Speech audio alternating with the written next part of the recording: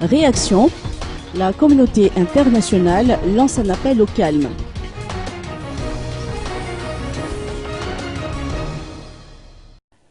Même message venant de Joachim Chissano, celui d'un appel au calme et à la sérénité en attendant la proclamation des résultats définitifs des élections. Écoutons les réactions de ce chef de la médiation de la SADC.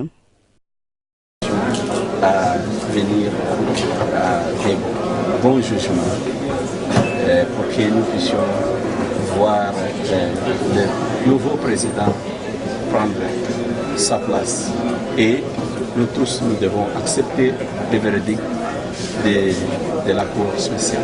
Est-ce que la SADC reste toujours avec Madagascar après les résultats du scrutin? Il y a eu le dimanche dernier une réunion ministérielle de la Troïka de la SADC qui a émis un communiqué en disant que la SADC sera toujours disponible, mais ça va dépendre des autorités du langage, puisqu'il aura un gouvernement légal reconnu avec son assise, la SADC, de dire s'ils auront besoin ou non la SADC, mais la SADC a déjà déclaré qu'il restera toujours disponible. Que pensez-vous de l'absence de l'autre candidat lors de la cérémonie d'aujourd'hui? Loin, pour qu'il n'y ait pas de contradictions dans leur comportement. Je crois que c'est normal dans ces circonstances.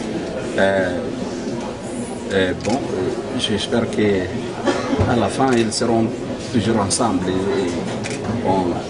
J'ai eu à parler avec l'un et l'autre et je reconnais qu'ils sont des candidats au moins qui sont en bon esprit.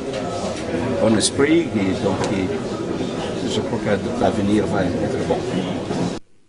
Son Excellence Monsieur Léonidas Desapsidis, chef de délégation de l'Union européenne, a tenu pour sa part à féliciter le peuple malgache. Il a également évoqué l'absence de Jean-Louis Robinson à cette cérémonie. Toutes les félicitations à la sécurité, vraiment très content. En premier lieu, le peuple malgache qui a quand même, malgré des difficultés, a bien participé à ce scrutin. Et ils ont pu s'exprimer démocratiquement. Et que pensez-vous des revendications de certaines législatives et ça c'est normal. Il y a des instances judiciaires qui sont prévues pour examiner toute requête, toute réclamation. C'est la Cour électorale spéciale.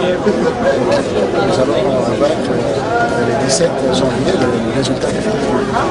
Et comme l'a dit Madame la Présidente de la Sénat, il n'y a pas des partis qui ont perdu dans cette concurrence, je dirais, c'est pas une bataille, il n'y a que le peuple malgache qui s'est exprimé démocratiquement et qui est gagnant. Qu'en est-il de la décision de l'Union européenne concernant le retour de Madagascar au niveau de la communauté internationale? L'Union européenne accompagne politiquement et financièrement ce processus de la transition, le processus électoral. Et dès qu'il y aura la fin de ce processus, on n'est pas là encore.